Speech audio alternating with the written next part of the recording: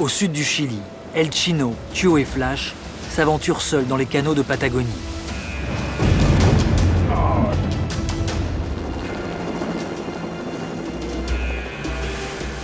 Au sud de la Nouvelle-Zélande, Colin et ses hommes sont les derniers pêcheurs de langoustes de l'île Stewart.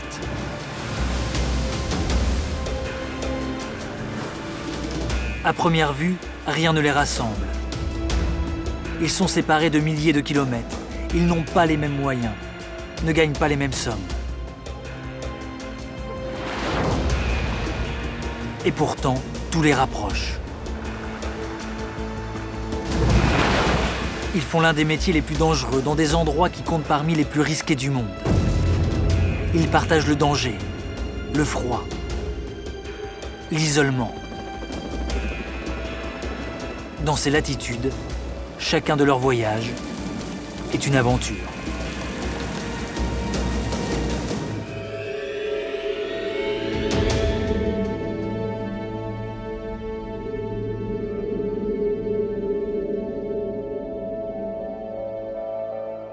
On est arrivé bien trop tôt à Punta Arenas, au Chili. On avait rendez-vous avec un équipage. On l'a attendu pendant une semaine. Personne n'avait de nouvelles, personne ne savait où il était. Et un jour, la Sarita est apparue. Ahora, por ejemplo, el viaje que hicimos, anduvimos 10 días fuera, sin poder trabajar, nada, temporales. Viento de 60, 70 kilómetros, o sea, rayas.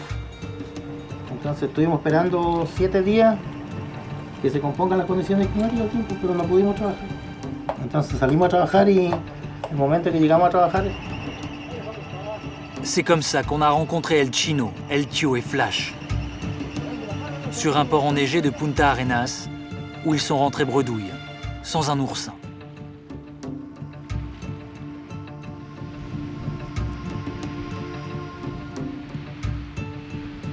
La nuit tombe sur la ville.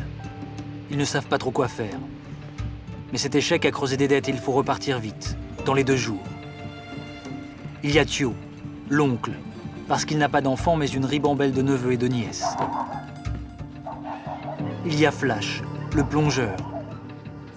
Il vit seul à Punta Arenas et doit son surnom à sa rapidité d'exécution. Il y a El Chino, le capitaine, qui habite une petite maison avec toute sa famille au pied d'un centre commercial. Et enfin, il y a El Dueño. Il ne partira pas avec eux. El Dueño est l'armateur. Mais comment ça va, Carlito? Bien. Il est où le Tio? On va aller chercher. Je vais l'appeler. Il faut aller chercher l'homme principal, l'homme clé. Vous allez partir à 3, parce que là, ça s'est très mal passé. Mais cette fois-ci, il ne faudra pas que ce soit le cas. Toutes vos campagnes ne vont pas être mauvaises quand même. Comme je te disais, ça peut pas être tout le temps négatif. Ils se sont donné rendez-vous dans la maison du capitaine, El Chino. Ils font la liste d'avitaillement, discutent des derniers détails, se disent que cette fois-ci, il faut que ça marche. C'est ce que je leur dis toujours. On part à 3, on part de la maison, mais on ne sait jamais quand on va revenir. Ça sert à rien d'être fâché. Faut juste y mettre de la bonne volonté. C'est à cette seule condition que le boulot se passera bien. Là, on part avec la foi. Je crois que ce voyage va bien se passer. Ouais, on a la foi. Et surtout, on a très soif. Ouais, faut boire un bon coup avant de partir.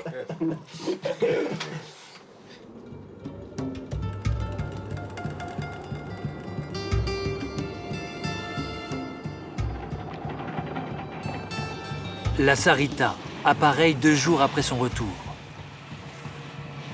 La Sarita, un petit bateau en bois solide qui tient bien la mer, paraît-il.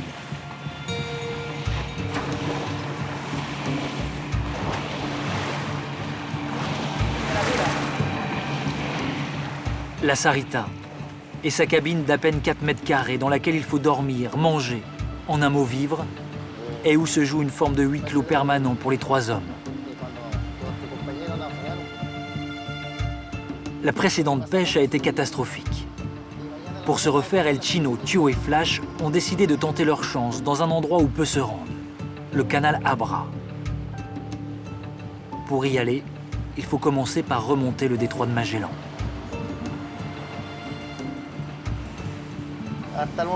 Le temps en ce moment est variable. Il peut changer d'ici la nuit. Dans cette région, il change environ toutes les 6 heures avec la marée.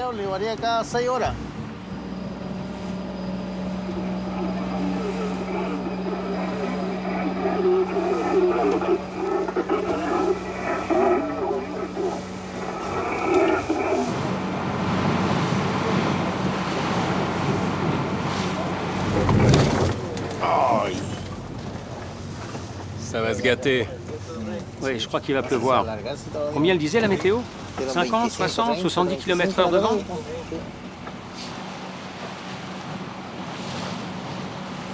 Pendant toute la nuit et une bonne partie de la matinée, ils essaient de franchir le cap Froward, le point le plus austral du continent américain. Là, le détroit de Magellan forme un coude et les vents dominants viennent de face. Hein, tous les sacrifices qu'on fait pour garder sa femme.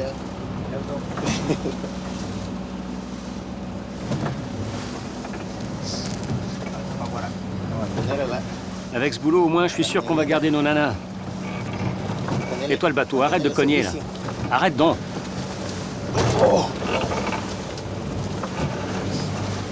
Allez, arrête de cogner, là. La Sarita souffre. Le moteur fait 80 chevaux, la puissance d'une petite berline. Et il faut affronter des mers formées, des forts courants. Ça ne va pas passer. Ici, c'est pas le patron qui décide tout seul si on passe ou pas. On est 3, alors on décide ensemble de continuer ou de s'arrêter. Parce que s'il arrive quelque chose à l'un d'entre nous, c'est pas qu'à lui que ça arrive. C'est à tous les 3. Et s'il y a une tempête, on va pas prendre le risque d'un naufrage, parce que le plus souvent, il n'y a pas de bateau proche pour venir nous sauver.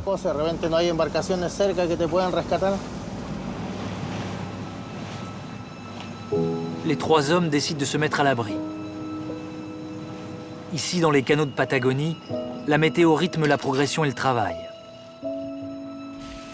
Quand le temps est mauvais, on se cache. On fait le dos rond. On attend que ça passe. Ça va durer 3 jours. Allô, allô? Tu m'entends fort et clair? Oui, je t'entends bien. On a la même info pour la météo. L'après-midi s'annonce très mauvais. Vers 6h, 7h, ça peut changer. On sait jamais, mais vous n'avez pas le choix. Faut attendre. En fait, les prévisions sont mauvaises. On en a parlé avec un autre bateau qui venait de Puerto Natales pour Punta Arenas. Ils disent que c'est très mauvais. On va attendre le soir vers 20h et on va voir l'évolution. J'espère que ça change vers le nord-ouest pour que ce soit favorable pour nous. Le dernier voyage s'est très mal passé, on a foiré. On est resté 10, 12 jours dehors sans pouvoir rien faire. On est revenu à vide, le temps était très mauvais. Donc on n'a eu que dalle. À toi. Et ton équipage, ça va? Ils tiennent le coup? Ils vont bien? Ben écoute, ici tout va bien. On est tous les 3, El Tio, Carlo et moi. Tout va bien. Pour l'instant, les états d'âme, ça va. Ça va.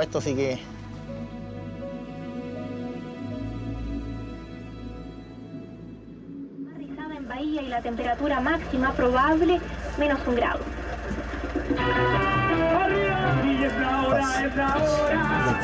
Desde el pasado Carlos III para arriba, el suroeste nos favorece. Nos vamos a Azul y Cabo de Hornos, que estará nublado, cubierto, visibilidad de 9 a 7 kilómetros y nieve.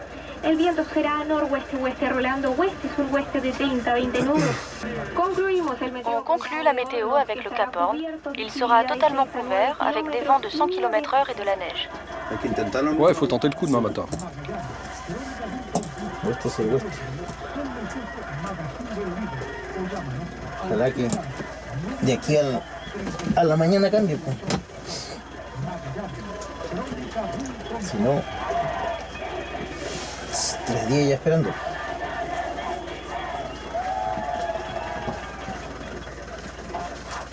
Malísimo tiempo. Mauvais, mauvais. Malo, malo. Oui, mais ça va changer demain matin. La mañana siempre pega un recalmón, depende de la marea. Sí. Ça peut changer en quelques heures. Sí, pues fuera suroeste y marea tirando para el estrecho sería un lujo. Alors que les 3 Chiliens espèrent enfin passer le cap Froward pour poursuivre leur chemin, au sud de la Nouvelle-Zélande, près de l'île Stewart, Colin et ses 2 hommes d'équipage fondent la vague. Moteur de 1000 chevaux lancé pleine balle, ils sont les derniers pêcheurs de langoustes de l'île. Il n'y a personne en mer. J'adore ça. Mon père était pêcheur. Lorsque j'avais 7 ans, on est parti pour 2 semaines en mer. Et c'est sans doute à ce moment-là que j'ai commencé à aimer ce métier, cette vie. Je me rappelle qu'à l'époque, l'équipage me payait l'équivalent de 20 centimes pour chaque jour où je n'étais pas malade. Ça leur a pas coûté cher. Et puis après, pendant les vacances scolaires, j'ai continué à suivre mon père. Mon ambition, c'était d'avoir mon propre bateau pour aller pêcher. Et 40 ans plus tard, me voilà en train d'aimer ça. Cela fait maintenant 2 jours que Colin et ses matelots sillonnent le sud de l'île Stewart. En cette fin de saison, ils espèrent relever leur casier à langoustes juste avant la tempête qui se profile à l'horizon. La saison a été plutôt bonne, et sur le pont arrière, Quinn et Jason s'apprêtent à bosser. Ils ne sont pas très causants, il faut dire que pendant près de 12 heures d'affilée, ils ne vont pas arrêter. Retour au boulot, les gars. La cadence est extrêmement soutenue. Il faut d'abord placer les appâts dans les casiers, les jeter à la mer, avant de relever d'autres casiers un peu plus loin.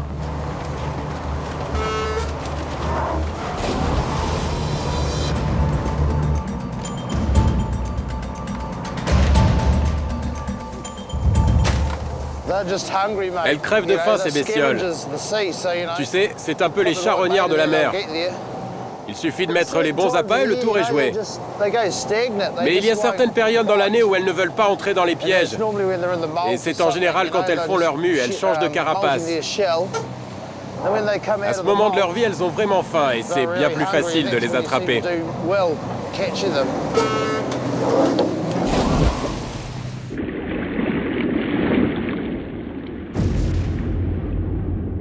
Il ne faut surtout pas se fier aux apparences. À la pêche à la langouste, il ne suffit pas de jeter ses pièges à la mer au petit bonheur la chance et les récolter quelques jours plus tard. Sans être une science, il faut de la précision. Déposer le casier à l'endroit exact où les langoustes se rassemblent, au pied des falaises sous-marines. À la barre, Colin joue sans cesse avec les courants, avec la houle, avant de choisir le moment précis pour larguer ses casiers. Il n'est pas difficile de comprendre pourquoi il est le dernier à pêcher la langouste par ici. Tous les autres ont abandonné à cause de l'éloignement, à cause des risques. La mer y est toujours démontée, le danger permanent. Le pire qui puisse arriver, c'est que l'un d'entre nous tombe à la mer, qu'on se fasse accrocher dans l'un des cordages. Mais c'est leur boulot de veiller l'un sur l'autre. Moi, je ne peux pas quitter mon poste pour leur dire « Ne te mets pas là, accroche-toi ici ». De toute façon, ils connaissent bien le bateau. Ils me connaissent. Ils connaissent la manière dont je gère les manœuvres. Mais c'est chacun pour soi sur le pont à l'arrière.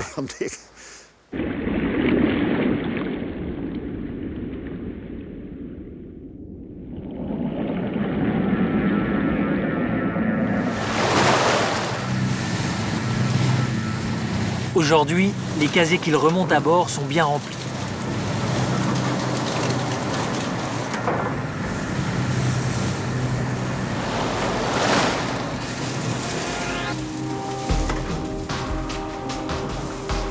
Les langoustes pleuvent sur le pont, c'est Byzance. Même s'ils rejettent à la mer près de la moitié d'entre elles. Les trop petites. Celles prêtes à pondre. Pour toutes celles-là, les pêcheurs ont l'obligation de ne pas les conserver à bord. Alors ils balancent, encore et encore.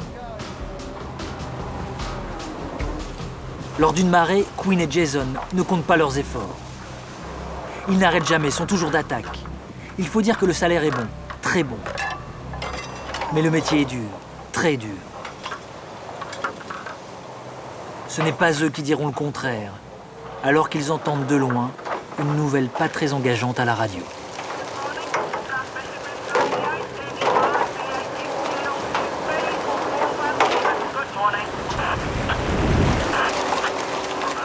Une tempête se dirige vers le sud de l'île Stewart, à l'endroit même où il se trouve.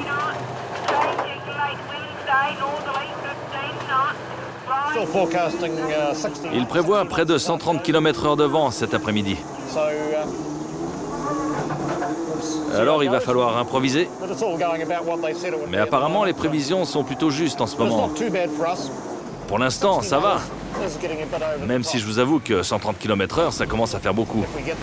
Si c'est vraiment le cas, on verra bien ce qu'on fait.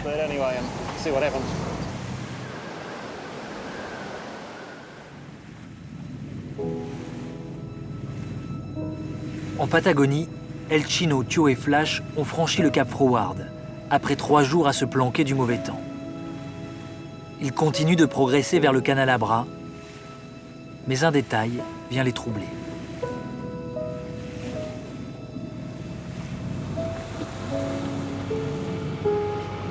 C'est plein d'eau en bas.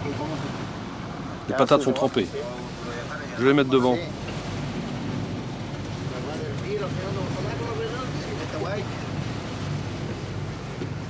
Il y a de l'eau dans la cale. Ce n'est pas en soi une très bonne nouvelle. Mais après avoir mis autant de temps pour arriver dans leur zone de pêche, les 3 hommes préfèrent se focaliser sur le but de leur voyage. Les oursins.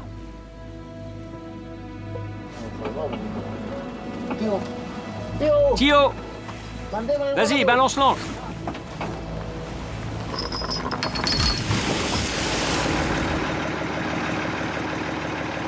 Flash revêt alors sa combinaison de 20 mm d'épaisseur.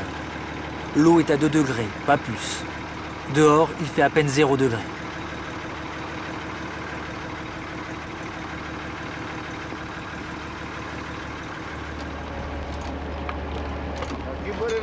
Ici, je suis sûr qu'il y a de gros oursins. El Chino et Thio s'affairent sur l'antique compresseur, la machine la plus importante du bord. Elle envoie l'air à Flash, qui plonge au narguilé. Et toi, quelque chose de bien chaud dans les chaussettes, hein?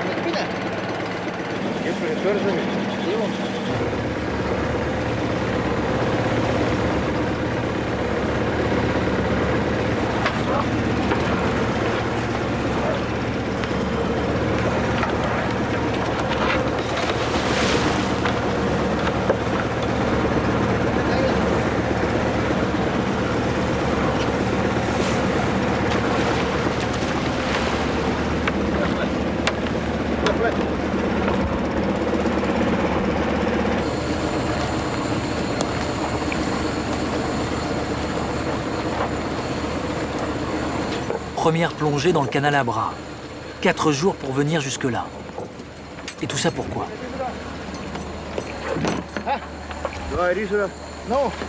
Putain, il fait froid. Y a rien. Y a pas d'oursins, ils sont trop petits. On va bouger là-bas, c'est un peu plus profond.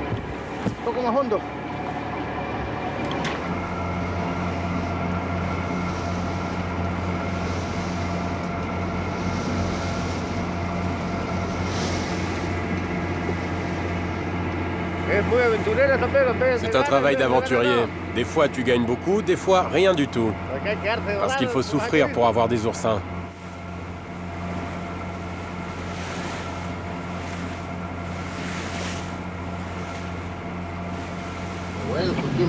Merde, le temps commence à se gâter. Ouais, mais il y a plein d'oursins. Il y en a des petits aussi. On peut se faire de l'argent avec ça. Cette fois, on n'a pas le choix. Il faut bien les choisir. Hein.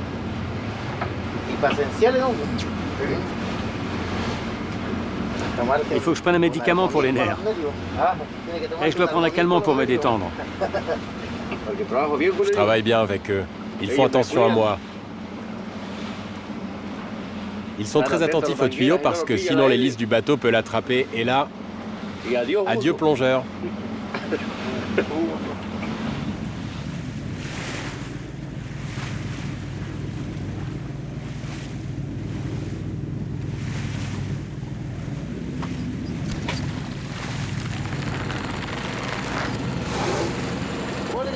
Là, tu peux avancer. Vérifie bien la taille des oursins. Hein. Faut qu'on ait à manger quand même.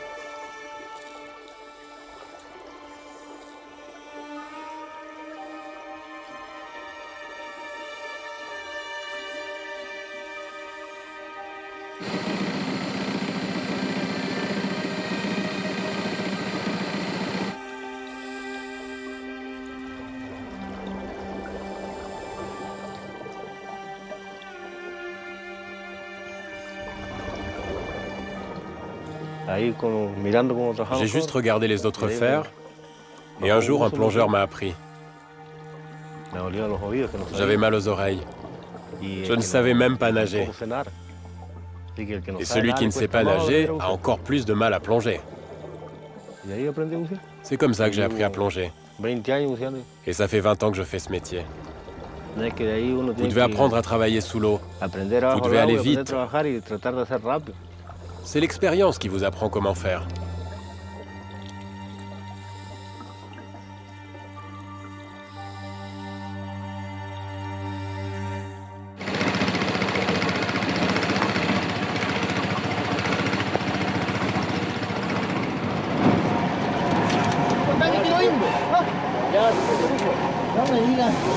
Il y a plein d'oursins. Oh, c'est pas vrai, je commence à me faire vieux, moi.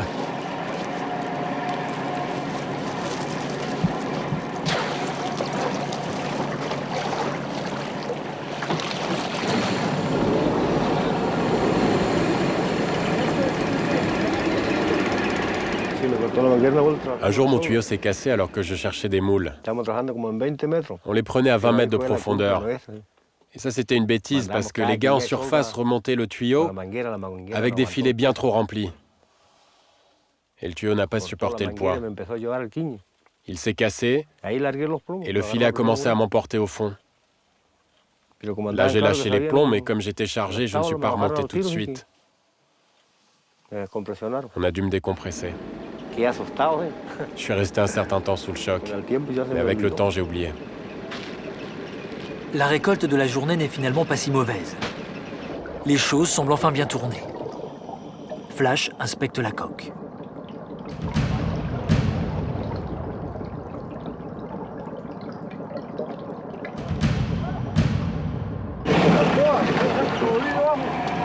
C'est pourri en bas.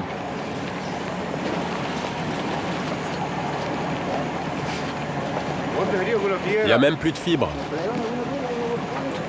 Il y a un trou comme ça, sans fibre. Il est tout gratté. Ah putain, c'est pas vrai! Ce trou est certainement à l'origine de la voie d'eau. Et ce n'est pas un très bon présage. Les trois hommes semblent inquiets. Ici, personne ne leur viendra en aide.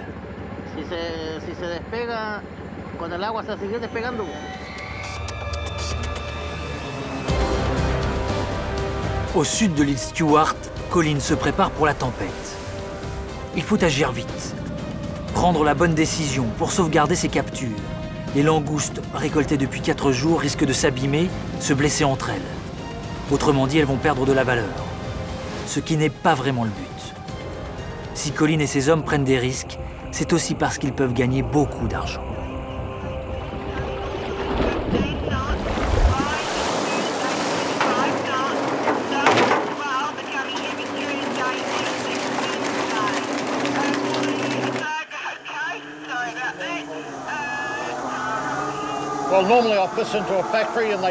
En général, je ne pêche que pour une seule usine. Elle m'achète toutes mes langoustes. Mais en ce moment, toutes les usines refusent notre pêche à cause des fluctuations du marché. Il y a beaucoup de concurrence sur le marché chinois aujourd'hui. Alors, juste avant que nous ne partions en mer, j'ai contacté l'unique acheteur du coin. Il a promis de prendre ma marchandise.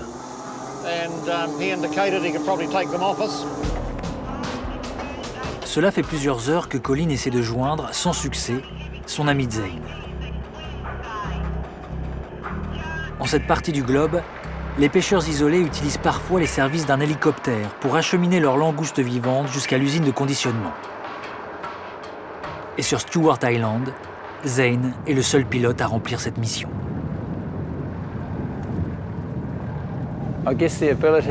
Je pense que la capacité à travailler dans ce genre d'environnement hostile vient du fait qu'on est né ici, qu'on a grandi sur cette petite île. Colin et moi, on a joué très tôt sur de petits bateaux. Cela nous a appris la manière de gagner notre vie dans ces conditions météo exécrables. Tout cela ne peut pas s'apprendre en 2 temps 3 mouvements. Parce qu'ici, la mer et le vent peuvent t'enlever la vie si tu ne te méfies pas.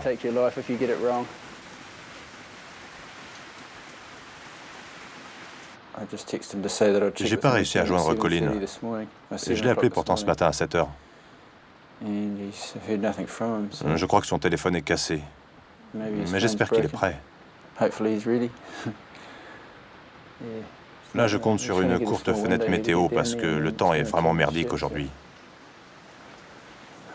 Avec un peu de chance, je vais pas voler pour rien.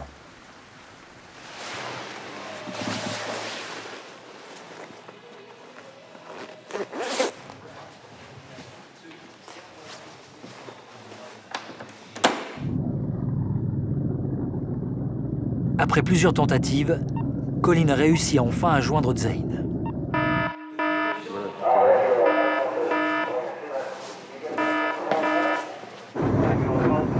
Il lui donne alors des indications précises sur sa position et des éléments sur le temps qu'il fait dans le sud de l'île Stewart.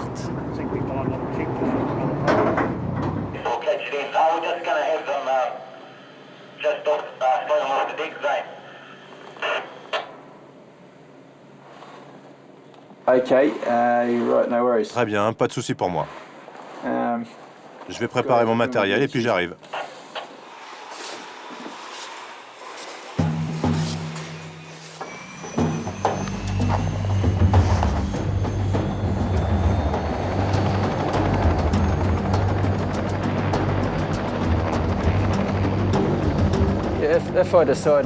Si je décide de ne pas voler pour aller chercher leur cargaison de langoustes, je pense que les pêcheurs respectent ma décision.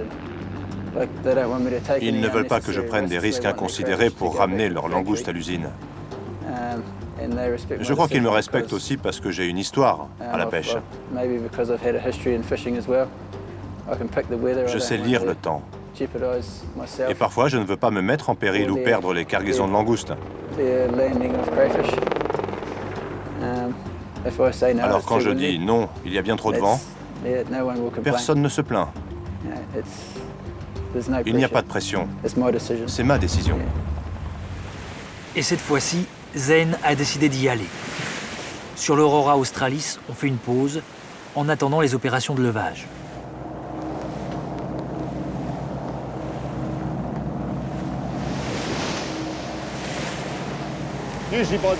En général, à la fin de la saison, on en a ras-le-bol du bateau. Mais une fois que tu es chez toi pendant une semaine, tu trouves n'importe quelle excuse pour retourner à bord.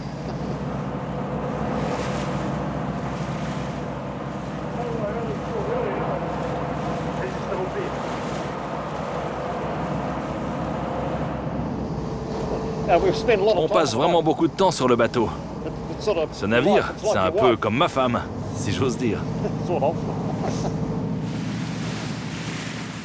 Colin essaie de trouver un abri. pendant que Zeyn survole l'île.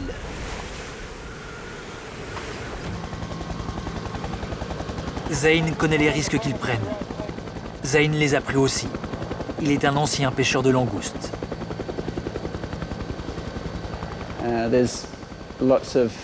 J'ai beaucoup d'amis et de proches qui ont perdu la vie dans ces parages, autour de l'île de Stewart ou dans le détroit de Foveaux. Cela arrive de temps à autre, surtout quand les gens jouent avec les limites. Ils se retrouvent vite dans des conditions extrêmes. Beaucoup d'entre eux n'ont jamais été retrouvés à cause des conditions climatiques, le vent et les courants de marée. Et ces risques, en voilà la raison.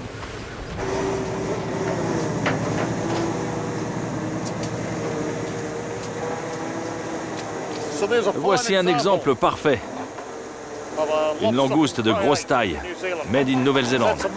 C'est un mâle, à peu près 1 kilo. Il vaut 70 $. Nous, évidemment, on pense qu'il en vaut bien plus. C'est vraiment un beau spécimen. C'est exactement ce que les consommateurs recherchent. Regardez-moi ça. C'est vraiment un bel animal. Il est très bien dessiné. Dieu n'a-t-il pas bien fait les choses? Zeyn arrive au-dessus de l'Aurora Australis. Mais la mission est difficile. Les rafales de vent sont fortes, imprévisibles. Zeyn, aussi chevronné soit-il, va devoir s'y reprendre à plusieurs fois pour hisser les langoustes.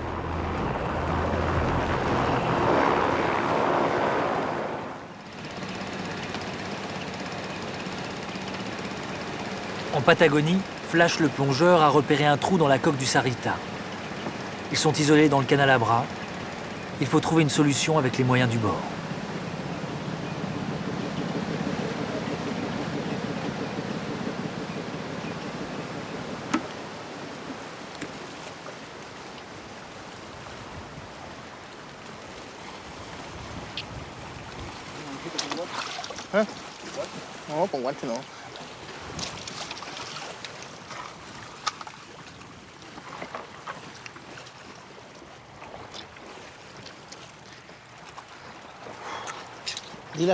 Va dire à Flash qu'il faut qu'il se prépare.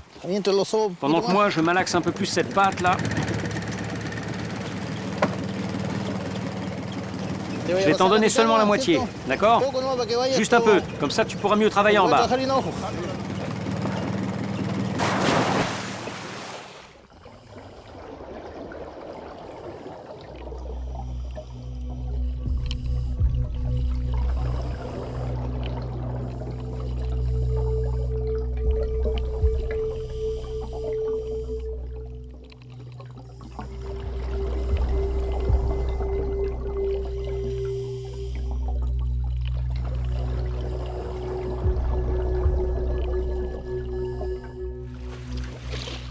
Ça durcit vite ce truc-là.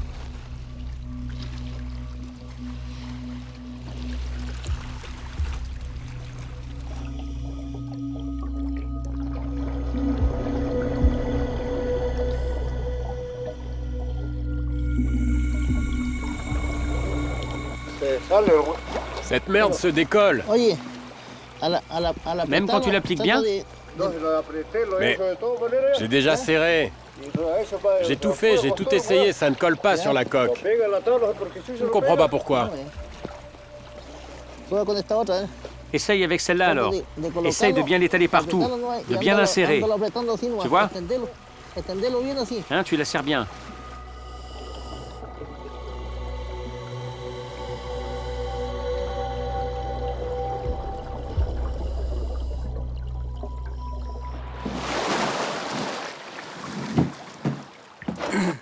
Pourquoi cette merde ne colle pas? Je sais pas.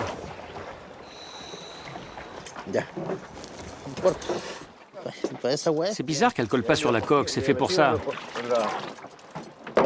J'ai essayé de bien la coller, je l'ai bien rentrée dedans, mais ça se décolle quand même.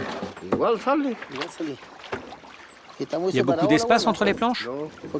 Un petit peu, un petit peu. Un petit peu? Bon alors comment on va faire là? On n'a pas le choix, on va laisser les choses comme ça. Le gros problème, c'est qu'on a préparé toute la pâte. Je pensais que ça allait marcher du premier coup, moi.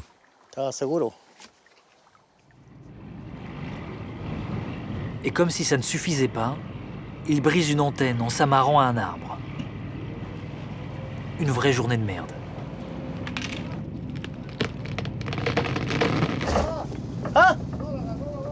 Oh, c'est pas vrai. Lâche-le, lâche-le. Qu'est-ce qui se passe avec l'antenne?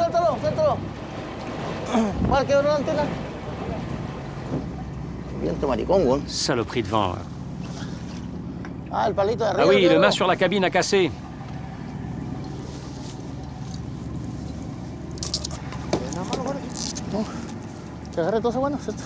C'est bien attaché, là? Là, comme ça devrait tenir, là.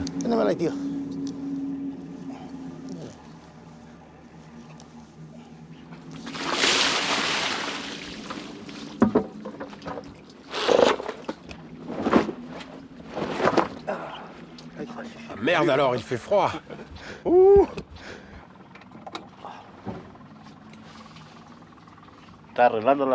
Le capitaine répare l'échappement du moteur. Il faut qu'il se dépêche parce que si je me déshabille, vous allez être effrayé.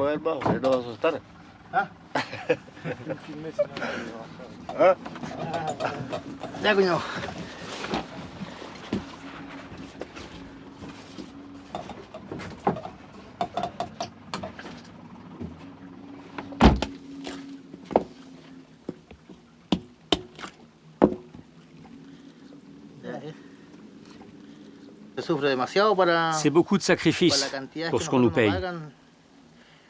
Beaucoup de sacrifices. Parce qu'ici, il y a du vent, il y a de la pluie. Et puis, on est loin de son foyer, de sa famille, de ses enfants. Donc c'est inquiétant pour nous de voir qu'ils ne nous payent pas assez pour tout ce que ça représente, ce boulot. Par exemple, pour cet oursin, les clients des usines les achètent une vingtaine d'euros le kilo. Mais à nous, on nous l'achète 10 euros le kilo. Donc pour nous, c'est une mauvaise opération. Alors que pour les autres, c'est tout bénef. Mais qu'est-ce qui les fait tenir? Comment gèrent-ils ces situations? Comment arrivent-ils à toujours garder le sourire?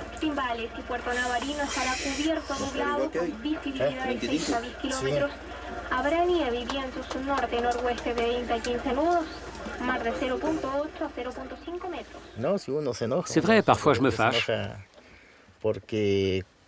Parce que quand tu pars et que tu arrives ici, par exemple, et que tu vois que tu es bloqué 5, 6 jours, tu t'inquiètes forcément.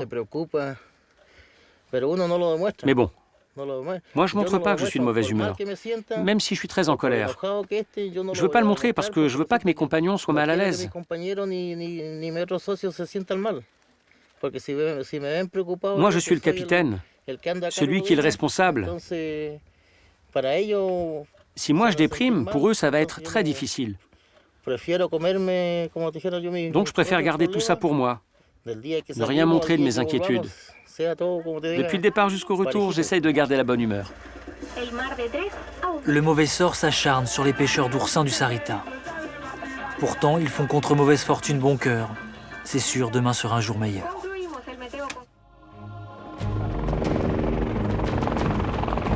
En Nouvelle-Zélande, une manœuvre délicate est en cours. Après 4 tentatives, Zane, le pilote d'hélicoptère, s'apprête enfin à soulever les 600 kilos de langoustes pour les acheminer vers l'usine de conditionnement.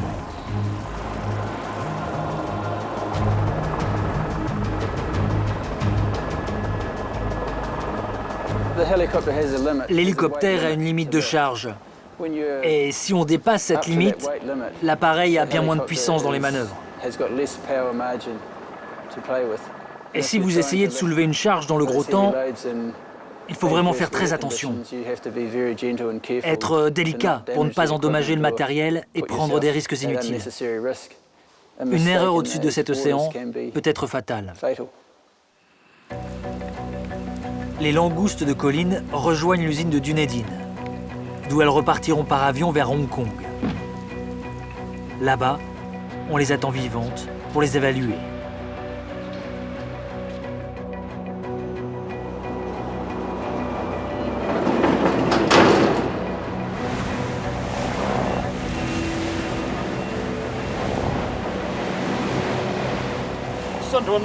On se dirige vers un petit abri que je connais bien. On n'imagine pas qu'il existe des endroits calmes par ici. Mais vous allez voir. C'est un mouillage agréable pour la nuit.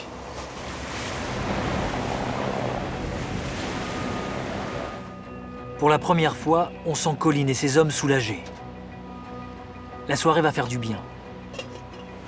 Un peu de repos. Pensez à autre chose. Avec toujours dans un coin de la tête quand même, l'espoir que le prix du marché en Chine soit à la hauteur de leurs efforts.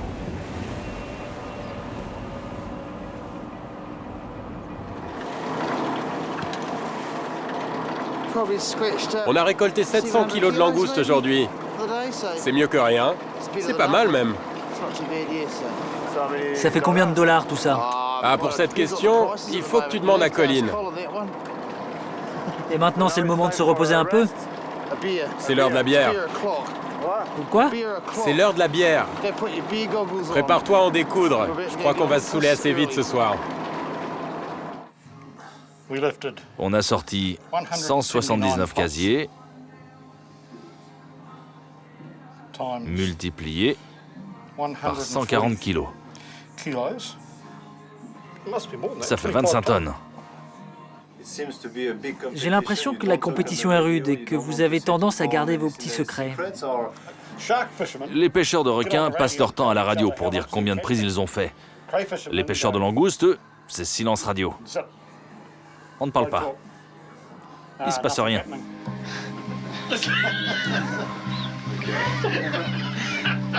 La soirée, l'alcool, les rires, tout semble avoir été réparateur pour les 3 hommes de l'Aurora Australis. Le lendemain, la mer est encore plus agitée, encore plus démontée, et les hommes encore plus vaillants.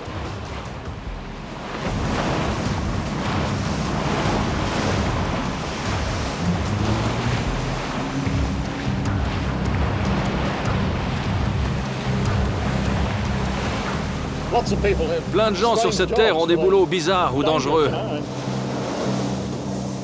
Mais pour moi, la pêche, c'est le seul métier que je connais. C'est ce que j'ai toujours voulu faire, partir en mer. Et me voici.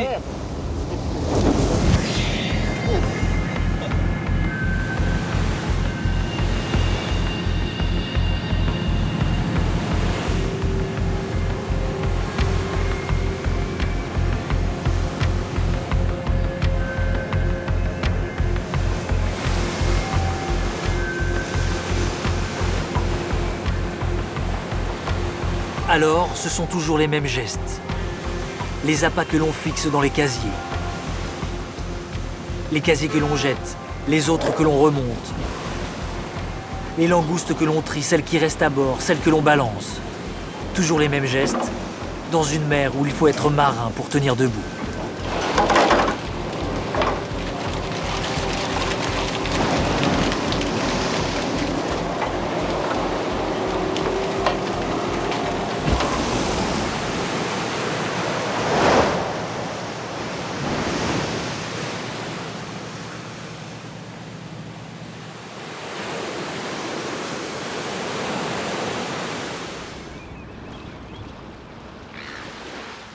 À Oban, dans le petit port de l'île Stewart, dans la grande maison blanche, Sarah, la femme de Colin, est sans nouvelles de son mari depuis plusieurs jours.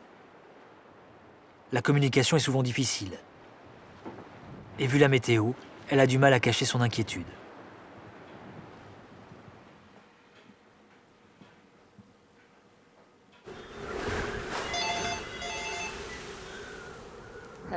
Allô?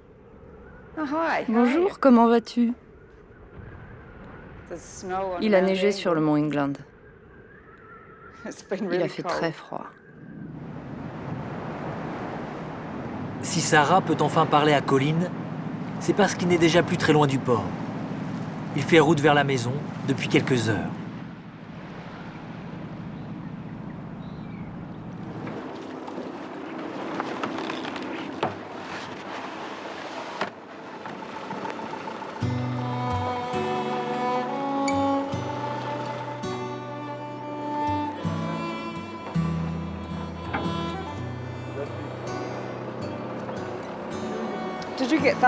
Toi aussi, tu as eu la foudre et les éclairs par là-bas.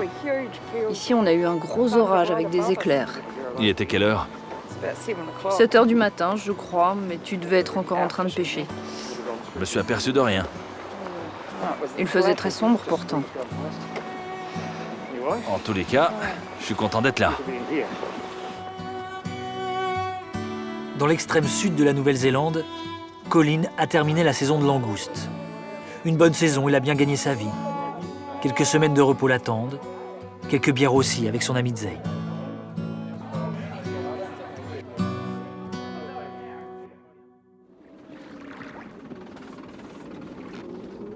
Dans les canaux de Patagonie, il fait un froid glacial. Il a neigé de rue durant la nuit, et une bonne couche de neige recouvre le pont. Tio manque de se casser la figure dans la cale. Ça le fait sourire, mais on sent bien que l'ambiance se tend à bord de la Sarita. Ça fait plus d'une semaine qu'ils ont quitté Punta Arenas, et ils n'ont pas assez pêché pour rembourser ne serait-ce que leurs frais de gasoil. Le temps passe. Il faut impérativement que la chance tourne.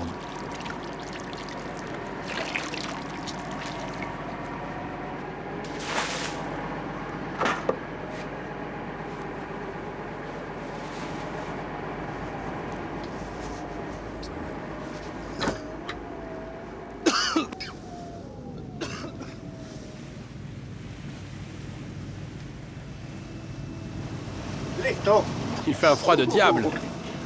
Ouais, putain, ça gèle.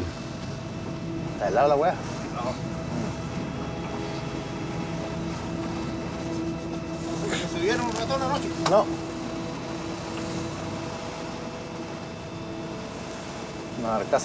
Par là, c'est le passage de la marine. Il n'y a pas des pêcheurs qui ont disparu dans ce coin? Oui. Oui, il y a des pêcheurs qui sont morts par ici.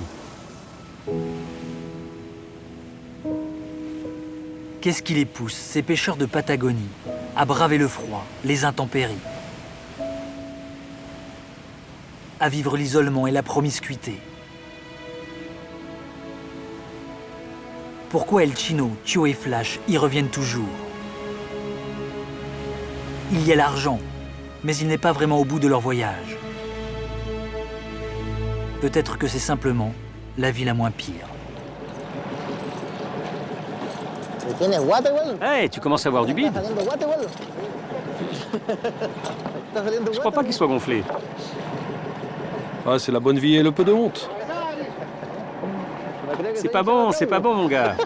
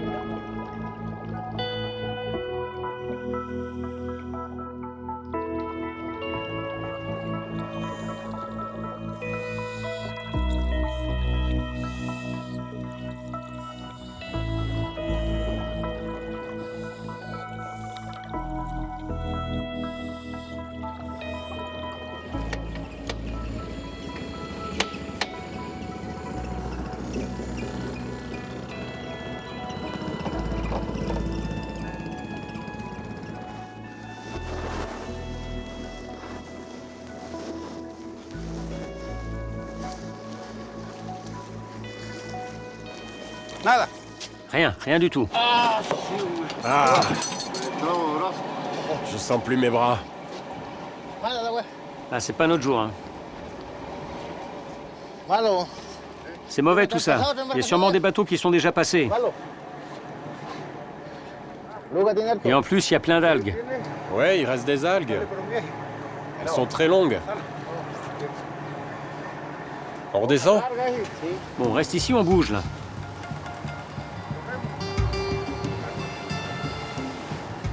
Putain, qu'est-ce qu'on fait? Bon alors, qu'est-ce qu'on fait? Qu'est-ce qu'on fait, les gars?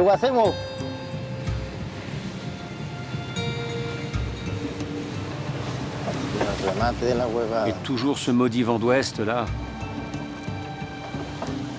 Oh là là, ça va se couvrir, là.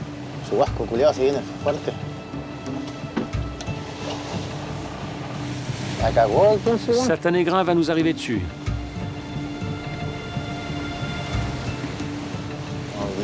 Oh, le temps de merde.